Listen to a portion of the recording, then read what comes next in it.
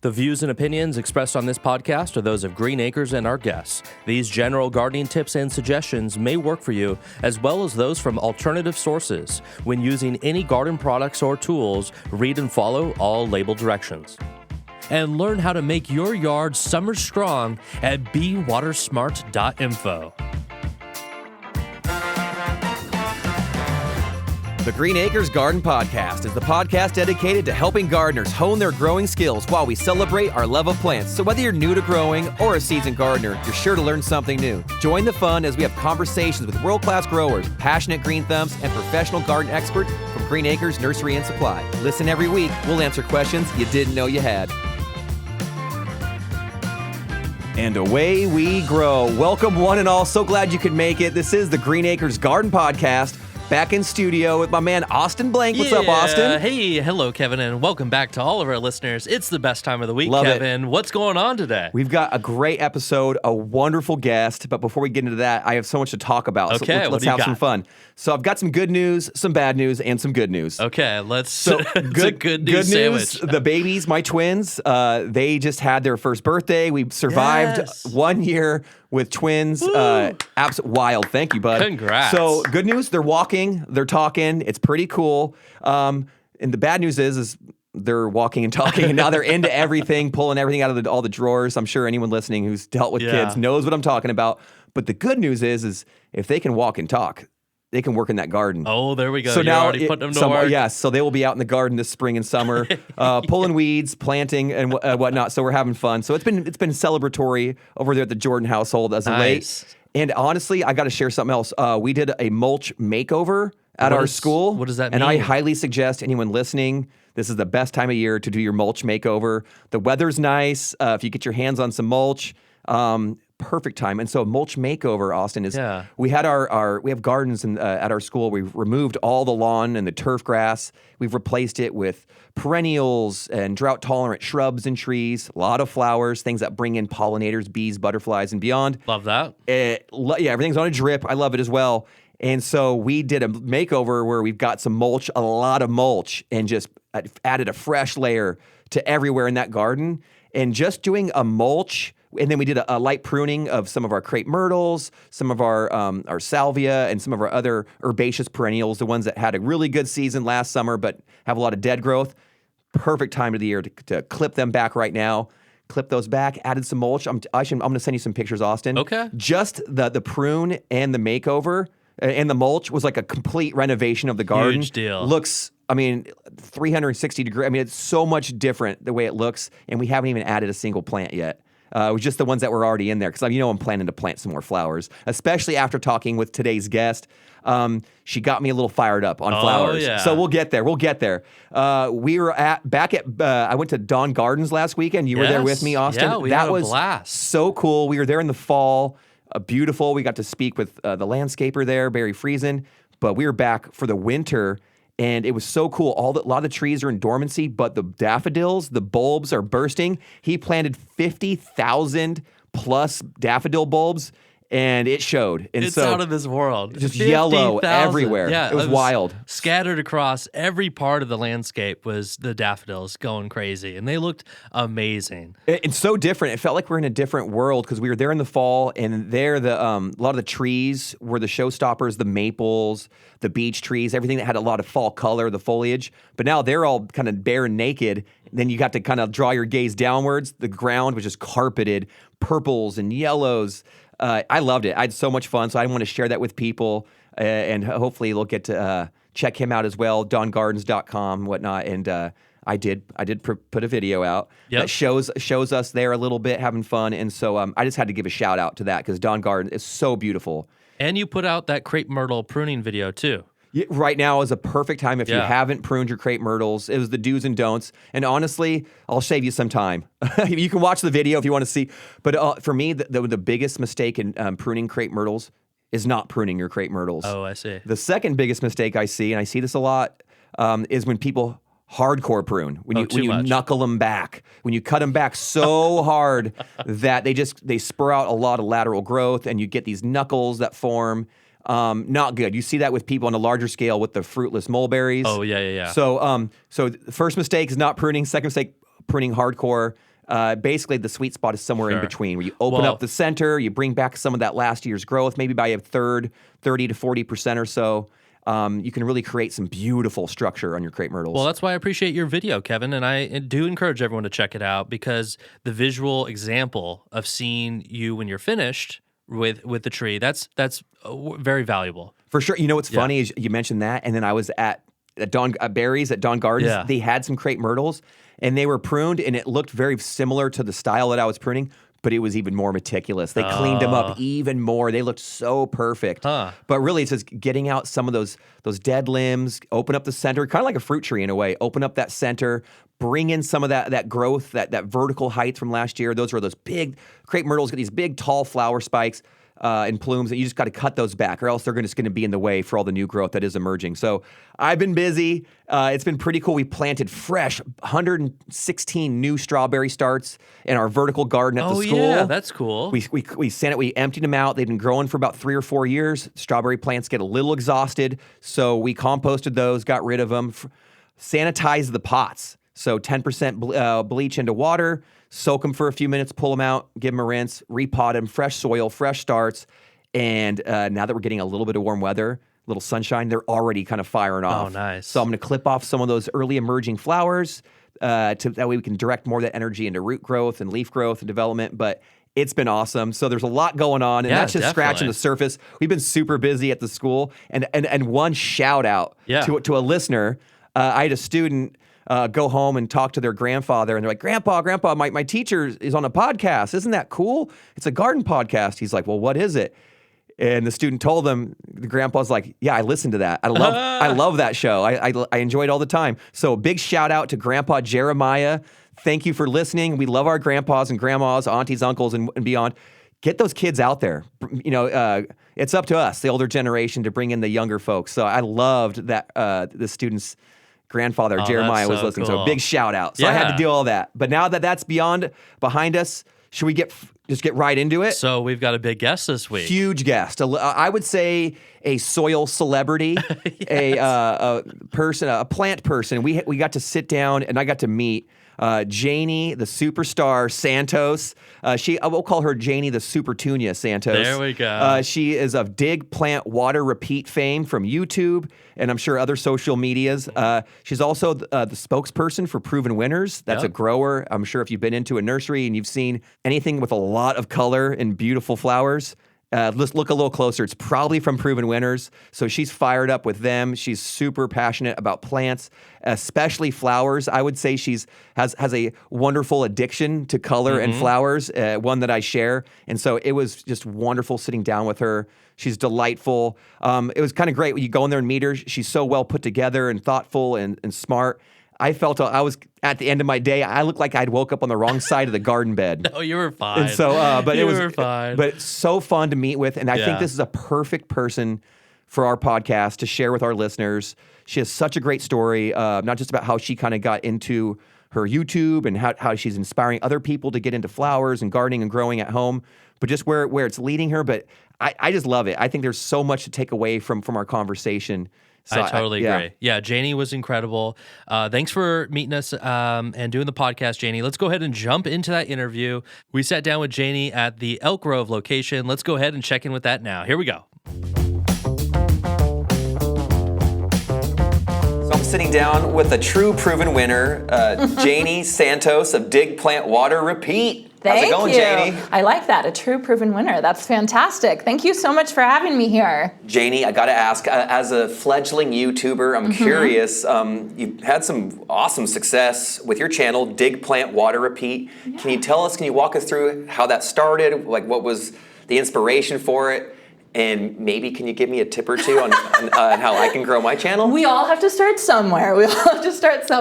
Yeah, so like I was saying, like back in the pandemic, I got obsessed with gardening. And when I say obsessed, if you've been obsessed with gardening, which I have a feeling you have, you know what I mean, where it's the only thing you think about all day. And you wake up early to get out into the garden, and then you stay out in the garden late. And that's what I was doing. I was out in the garden at all times. And Healthy obsession, I like to call it. Yeah. Well, the other obsession was talking about gardening. And so I would talk to my husband about gardening. I would talk to my friends about gardening. I would talk to my coworkers about gardening. I would talk to my neighbors about gardening. And I noticed people started running away from me when I was walking up to them to talk. And yeah, I get it. Mycorrhiza. Yeah. I heard it. And I realized, okay, I obviously have this passion for gardening, and I obviously want to talk about it and share it with people. What can I do? What can I do to feed that need of wanting to talk about gardening all the time? So I had my phone and I recorded my Super Tunia Vista bubblegum from Proven Winners in my front garden. It was actually a November video, and so it was still blooming. It was still blooming, and I was so proud of it. And I remember I didn't even show my face. I just kind of showed how beautiful the plants were and talked about how beautiful the plants were. And the people who watched my channel, they left comments that were the kindest comments. The words that I had been wanting my husband to hear, to say, but he didn't know what to say. Or, my coworkers, they didn't know what to say. But this gardening community, it was exactly what I needed, right? Yeah. It was food for the soul. And so positive affirmation. Yes. And so when I did that first video, I thought, okay, well, I'm going to do a second video. And then I'm going to do a third video. And then I just thought, I think I'm going to do this. Keep going. Yeah, I think I'm going to do this. And so if you know me, you know I don't do anything halfway. And so I decided to go all in and do 5 videos a week and really teach myself how to edit and teach myself, everything that I could about gardening and how to share it with people on YouTube. And people liked it. People liked listening to me talk about gardening, and I liked talking about gardening. And so it just became, it started to just have a mind of its own, and we all just became this community where people could leave comments or they could talk themselves about gardening, and I would talk back to them. They would send me pictures, and I would send them pictures, and it just became such a fun thing to, I want to say, distract us, because it was around the time that the pandemic was still going. And so it was such a wonderful distraction where we didn't have to think about anything other than gardening. And so eventually I started working with Proven Winners, and my channel started growing bigger, and I could quit my job in healthcare, and my husband could quit his job in healthcare, and we could both be at home doing this YouTube channel, and it just absolutely changed everything for the better. And that's what I spend my day doing now, is I garden and I talk about gardening, and I am just the luckiest girl ever. That sounds like a blast. I've got to maybe have to edit a few more videos. And so my advice for you for YouTube is just do it. Just do it. Don't think too much about it. If it's the shortest video, if it's the most off-the-cuff video, I saw one of your videos and you just said, oh, hey, I got this quick video for you guys. That's exactly what you need to do, because you have that passion for gardening. I love it as well. Yeah, and people want to hear it. So you just got to keep going. And when I first started, I was proud of 50 views. I remember hitting 50 views on one video. I did it. I was like, oh my God, I'm famous. Our life's about to change, babe. And so it's been so much fun, and it really has changed my life for so wonderful. Well, I'm glad you picked up the camera and hit record. Thank you. Because you wouldn't be here, we wouldn't be talking. Yeah. If you didn't. That's pretty cool. Yeah. So, Best of the West. Can you tell a little bit about that? So Best for the West is actually a curated collection of plants from Proven Winners that I have brought together because we grow out here in the hot, dry climate of California and the western states.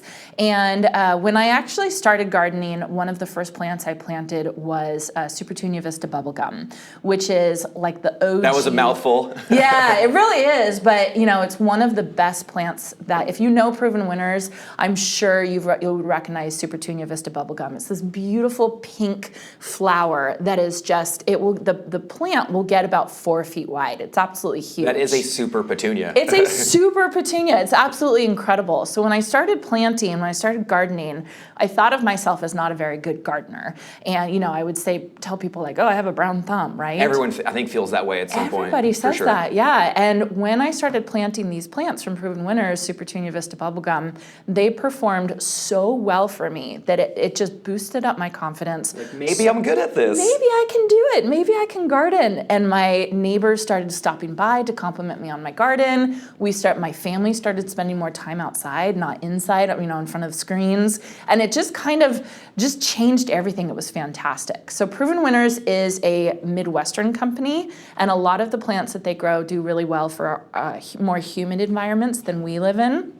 So when I started working with Proven Winners, they were sending me a whole bunch of plants to kind of trial in my garden out in Davis. Oh my God, Lucky duck. It was so fun. I have the best job ever.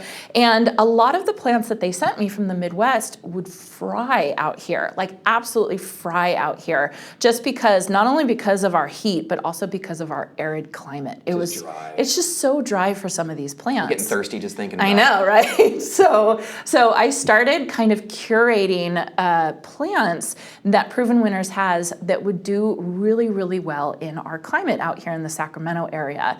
And over time and trials, I actually have an orchard garden. I call it my orchard garden, where I'm only planting plants that I think are going to do really good for our hot and dry environment. Smart. That was kind of my testing garden, and that's where I was able to select these plants, which are part of the Best for the West collection. Very cool. Yeah, so we're actually going to Green Acres Nursery and Supply in Matsuda's. They are actually going to be having Proven Winners plants here for everybody in the Sacramento area to purchase, and we're going to be celebrating that with 2 events here at Green Acres in May. Yeah, so it should be really fun. So you guys should come out, have a garden party with us. Yeah, for sure. That sounds. Can you spill the beans a little bit on any Proven Winner plants that made your list for Best for the West? Oh, yeah. So there's 7 annuals, and there's 3 perennials and 2 shrubs.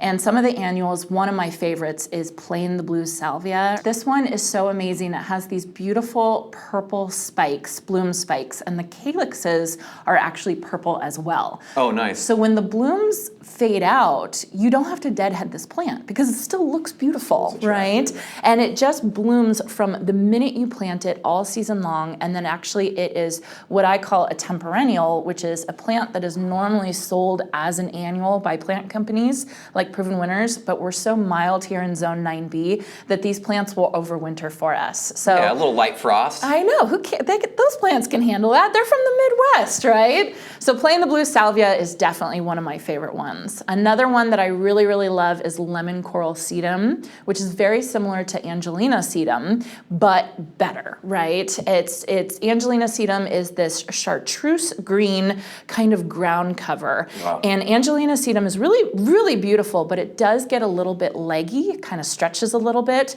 And Lemon Coral Sedum is a lot more compact, and it's just this beautiful mound of brightness that I love. And I've grown it along my pathway in my orchard garden. And I joke and I say it's like airplane runway lights, just kind of guiding you along the pathway. That one is the foliage.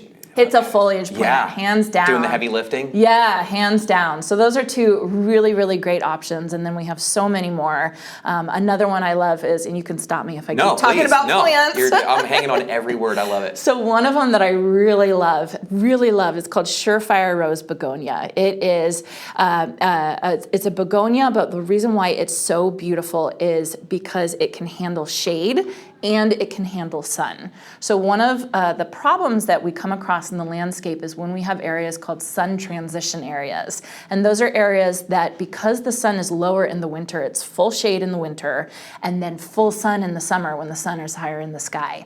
And so sometimes those garden beds are really, really hard to plant up because, do I plant a full shade plant? Do I plant a full sun plant? I don't know. But you get something like Surefire Rose Begonia, and it's gonna be able to handle whatever you put at it. And it's another plant that blooms and blooms and blooms, and it just keeps blooming all season long. And that's one of the reasons why I love Proven Winners, because a lot of their plants have been bred to not set seed. And so instead of putting all that energy and effort towards setting seed, the plant is just going to continue to bloom, which is kind of sad for the plant, right? Like it's whole doing all that work. Yeah. Doing all that work. I want to reproduce. I know. Its goal in life is to set seed, and they've been bred to not set seed. So we get the benefit that we get more blooms.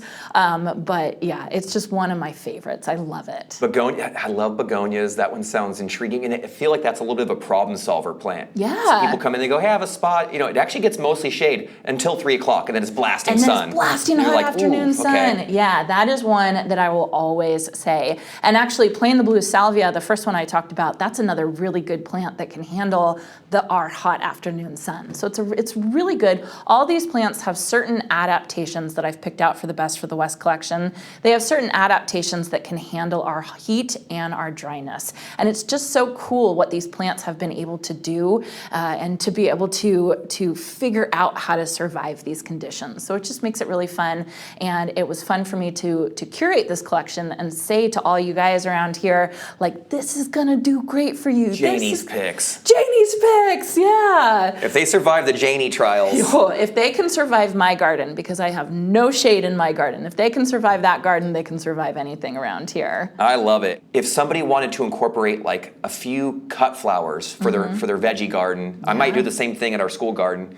What would be maybe 1 to 2 or 3, like just you got staples for the cut flower garden? Well, zinnias, of course, right? Beat me to it, yeah. You cannot go wrong with the zinnia. The zinnia is the easiest flower you could possibly grow from seed. You can literally just throw it in the garden, water it a little bit, and it'll grow. There's so many varieties. There's so many varieties, and you can just, this took a while for me to understand and to really accept, but the cut and come again aspect of it is you want to cut those zinnias. It's a good thing. It's a good thing. They're gonna keep blooming, and so you can just keep cutting them and cutting them and cutting them, which is absolutely fantastic. Same thing with cosmos. Cosmos is another one that I would say plant in your little delicate, nice lacy little leaf.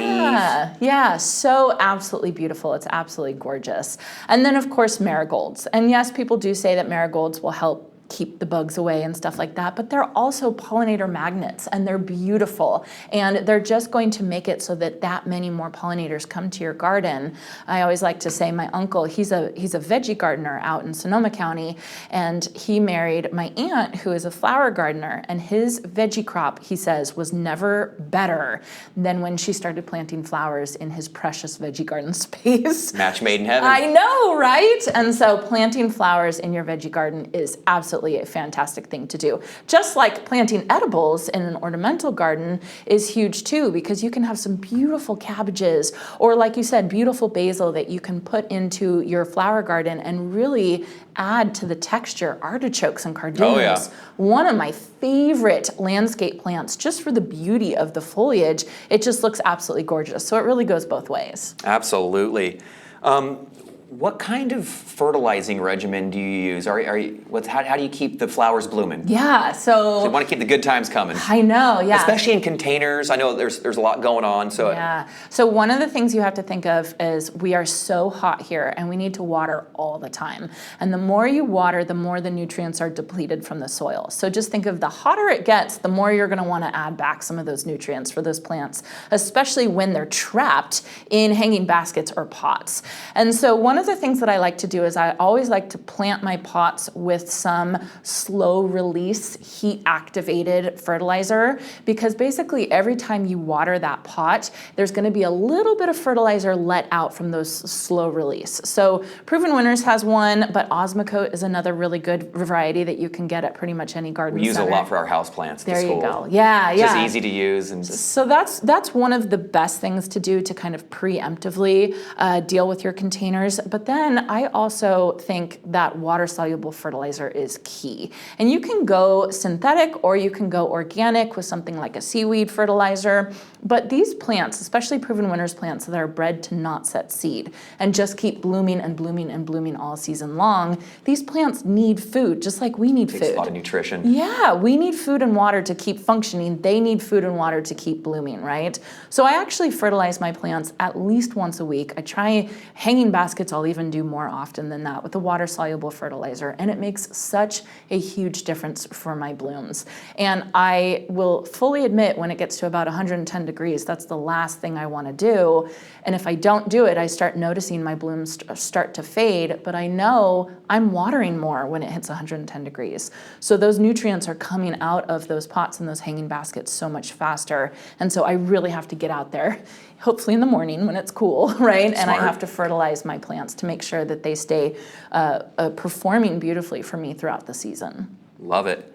How important is it to rejuvenate your soil, work your soil, whether it be in the veggie bed or in an ornamental area or even in a container? Yeah. What are you doing outside of fertilizing? Would you recommend for people to kind of replenish their soil? Yeah, so when I moved into my new property, I actually decided to go with the no-till method. Have you heard of that method? Oh yeah, we were talking about it recently. Oh my gosh. So like I said, it was an acre property and Bermuda grass everywhere. Like, oh That's my why God. I had to bring it up. Oh, Bermuda like, grass. when I say it gives me the chills, The it gives bane me of the my chills. existence. And so I knew if I was going to go in there and I was going to till everything, I was just going to till these weed seeds up. So I knew I had to have a different method to replenish the soil that hadn't been touched in years. You could tell that my property hadn't been touched in years. And so I decided to try the no-till method, which is basically you leave the soil alone. You put some really nice compost on top of it, a couple inches. I did 6 inches. And then you top that with some wood chips. I went with my local arborist wood chips where you can get them for free, which is amazing. Not bad. I like free. Yeah, and basically you let nature do the work and you let nature kind of work that organic nutrients of the compost into the soil.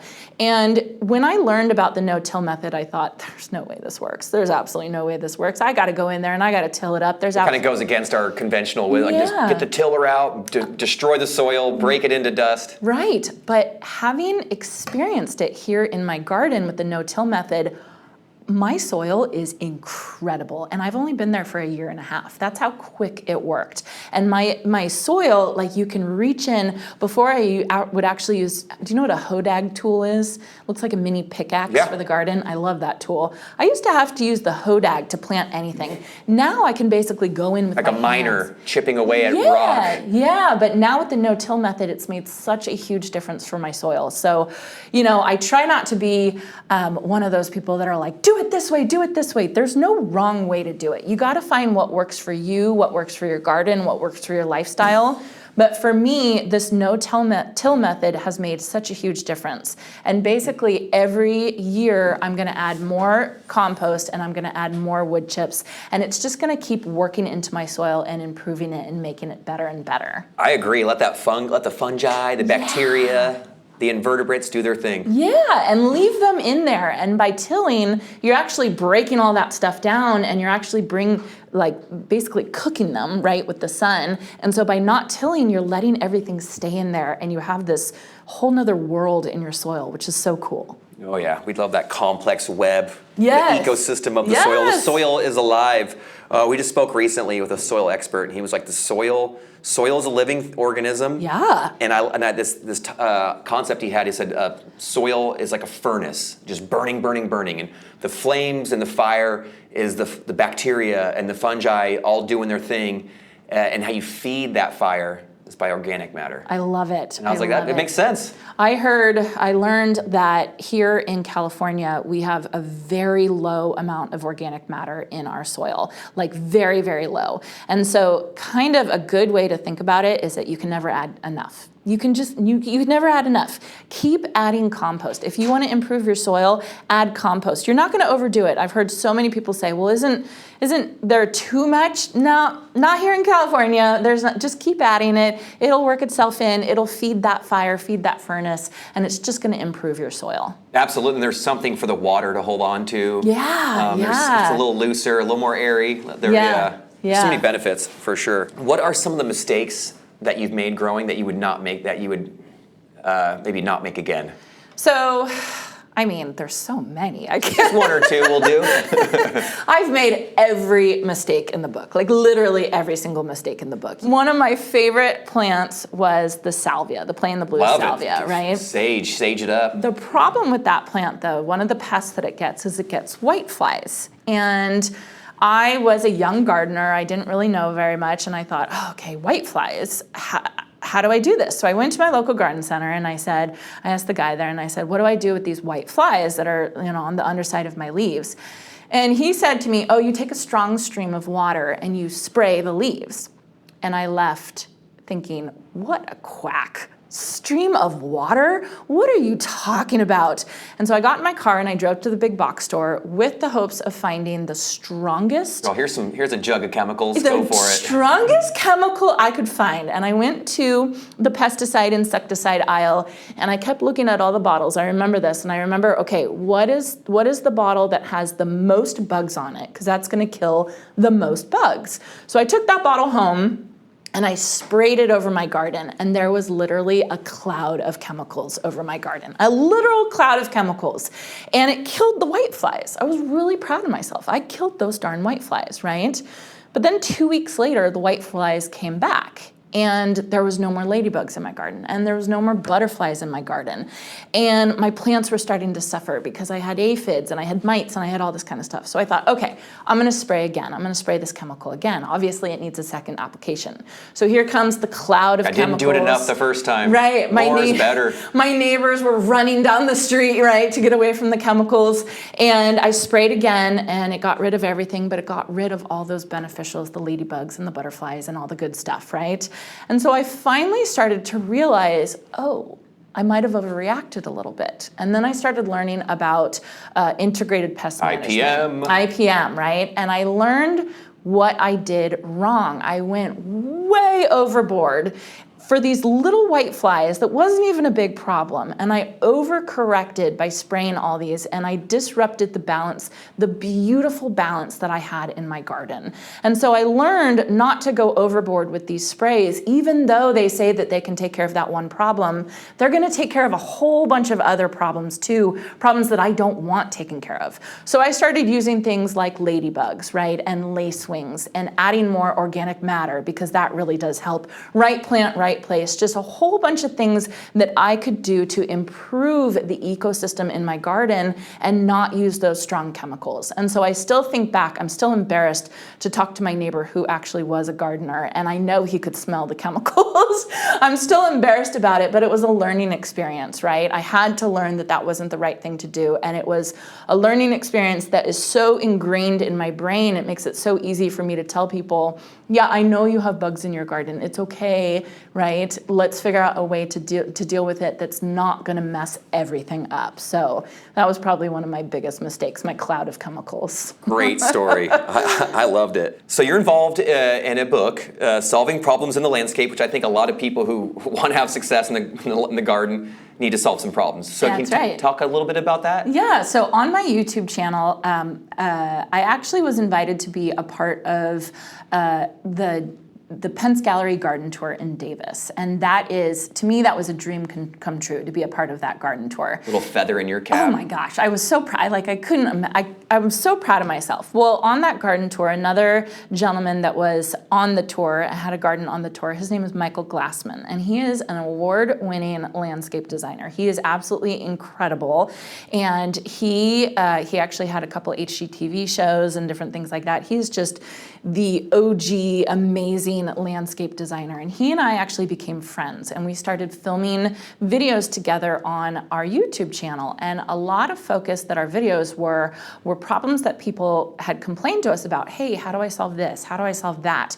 And so we started this series on my YouTube channel of solving problems in the landscape, and we ended up with 7 different topics.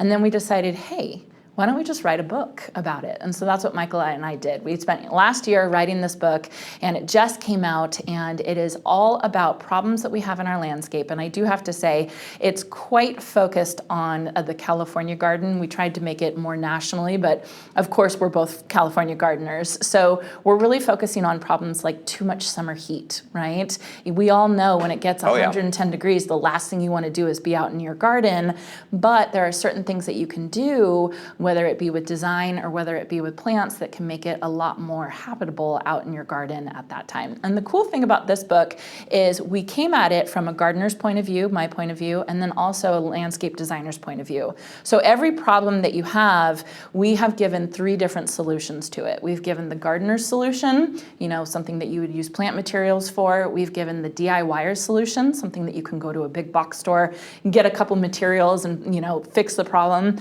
Or you can do the Cadillac, the landscape designer's solution, where is something that Michael Glassman would suggest to one of his clients. So it's a really, really informative book, and we imagine people taking it out into their gardens, getting it dirty, and having it help them be able to spend more time in their gardens. I love it. That sounds like a good read to me. I'll have to get myself a copy. What has been some of the best advice that you have ever received in your time of gardening and growing that you'd like to share? So some of the best advice I've ever received, like I said, I used to say that I had a brown thumb, right? I mean, way back when. I felt like I couldn't even grow a house plant, couldn't even grow a pothos, right? And someone told me that I think that this is a famous quote or something like that, but basically the only difference between someone with a brown thumb and someone with a green thumb is the person with the green thumb keeps trying. Yeah. We all kill plants. I went through the Master Gardeners program in Yolo County, and there's all these amazing gardeners there, and they all kill plants, and I kill plants as a Master Gardener, and I'm sure every person in the room kills a ton of plants. I've killed a few. I've killed a lot, right? And by killing plants, you're actually learning something. You're learning how that plant didn't work, what it didn't like, what's a better situation for it, what you did wrong. And so by killing plants, that is just making your thumb greener and greener and greener because you're learning. So one of the best things that someone ever told me was, you just keep going. You're not screwing up. You're not making a mistake. There's nothing wrong with killing a plant or not being good at growing one particular type of plant. You just got to keep going, and that's what makes you a gardener. I love it, because it's one of those things where to make a mistake or to not have success, it's not a failure, but when you give up, that's the failure. That's the fail, yeah, and that's the sad thing. And I've heard that one of the main things that stops someone from actually buying a plant from a garden center is the fear of failing, which is so sad. You got to understand it. Plants cost money, and you don't want to waste your money and kill it right away. But also, it's so fun to try, just to figure it out and figure out what that living thing needs. It makes such a huge difference. And when you can actually get it to survive, oh my gosh, when you can grow a flower from seed, right? Or a tomato from seed. It's an intoxicating situation when that seed sprouts and breaks soil. You're like, oh my gosh, what just happened? Bragging rights, right? Yeah, for sure. I did that. Those are bragging rights. It's not just I grew that tomato, it's I grew that tomato from seed, right? Yeah. It makes all the difference in the world. So not being afraid to try and not being afraid if a plant dies. It doesn't mean you're a bad gardener. It doesn't mean you have a brown thumb. It just means you need to try again. There we go. I love that's great advice. Out in the garden, I'll tell my students, let's go achieve some failure. Let's success through failing. That's okay. Yeah. We'll kill a few plants along the way. Yeah. Do you think there is the trend, is the tide pushing forward to get more people in their gardens and growing and finding their own joy? I think we garden for a number of different reasons. Mm-hmm. Sometimes it's just for emotional health. Sometimes we want to eat some good food or we want to see something beautiful. Yeah. But have you seen the trends of people? It sounds like you connect with a lot of people. Yeah. So that's a great thing with the YouTube channel is to be able to reach more people really easily on YouTube. One of the things that I have noticed with gardening is that all of us gardeners have our own niche, whether you're a veggie gardener or you're a native gardener or you're ornamental gardener like I am, or you're a cut flower gardener, whatever it is, if you can find what speaks to you in gardening, you don't have to be a veggie gardener. You don't have to be a flower gardener. You don't have to be a native gardener. You have to find what speaks to you. And I think that as soon as somebody finds what part of gardening they're gonna love, that's where the trend is gonna go, is that I really think people are gonna understand that gardening is just a big catch-all phrase, but when you get down into it, you realize there's all these different types of gardening, and they're so involved and amazing that you can get sucked in to one specific part of gardening and never get out. So I think that's where the trend is going, is really figuring out what type of gardening is gonna be good for you and recognizing that not all gardeners are the same, which is a good thing. Well, there you have it, folks. The bright, the brilliant Janie Santos of Dig, Plant, Water, Repeat, and a spokesperson for Proven Winners. Janie, I gotta say, you did not disappoint. I had fun. We laughed, we cried, and it was just awesome meeting you and getting to learn from you. So thank you so much. Thank you, and thank you so much. This is such a great opportunity because Green Acres is my garden center, especially this one right now. We're at the Elk Grove location, and it's one of my favorite places in the world. It's where I go for my birthday, right? There we go. Yeah, it's just such an honor to be here and be on the podcast. I really appreciate it. Well, happy belated birthday. Oh, thanks. Let's go plant some flowers. Yeah. All right, we are back. Big thank you to Janie. And gosh, what a good time that was. You know, I spent a whole afternoon with Janie, and it was like meeting for the first time like a best friend. Like, you know, she was just so cool. Like everything you see and hear from her, it's real. She's the real deal. I think that's the key to her success is she's got a ton of authenticity. Authenticity is the new currency, and she's got it in droves. I loved it. We instantly connected on plants. I'm sure she gets that a lot with people. An instant friend, I'd say. Yeah. Hopefully, we'll see. Yeah. So Janie has a few things going on. Of course, she's got her YouTube channel, Dig, Plant, Water, Repeat. You can also find her website the same way.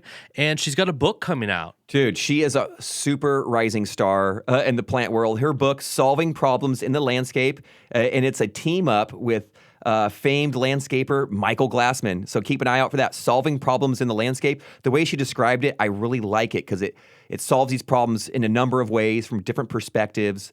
And I think it's one of the things that I think we all need is more perspective. And I think, especially in the garden, it's nice to have more tools in your toolbox and more strategy. So I'm looking forward to that. Right on. Yep. So last thing, I guess, is check out the videos I made with Janie. She is super knowledgeable about proven winners, and she walked me through her favorite proven winners perennials, and it was so fun to see that. And then, of course, coming out soon is her Best for the West collection. So that's on the way too. Plants that are curated just for our climate. Think of that. Plants that can tolerate scorching hot temperatures. She put them through the trials, and there we go. Yep. So lots going on, but Kevin, go ahead and take us out. Well, a huge thank you to Janie Santos. Thank you so much, Janie. It was so much fun talking with you and getting to meet you. I hope our listeners check her out. So Dig, Plant, Water, Repeat. I loved the lesson about bringing more flowers and color into the landscape, and then how it's kind of drawing her family and friends into her own garden. Yep. There's so many benefits to it. I know we have a lot of listeners who are like really geeked up and geared up for that veggie garden season. But you know what? I think she had a good lesson. If more flowers can equal more food. Mm-hmm. So there we go. So bring some color and some flowers into your garden, and Janie will help you do that. And I loved how she said, keep trying, never give up. It's okay to make a mistake. It's okay to kill a plant. It's just a learning opportunity. Yep. So you don't have to we're not here for perfection. We're just here for progress. Yes. And Janie is a great example of that. And she is just on her way. So please check her YouTube out. And if you can, please check out Field Trippin'. That's mine as well. There we go. I want to be there. I want to get to the top. Let's go. So thanks again to Janie. Thank you to all of our listeners. Have a great week. And in the words of the great Janie Santos, I hope you can all get in your garden today. Yes. Happy gardening to you all. And please, never stop growing. We'll see you next time, friends.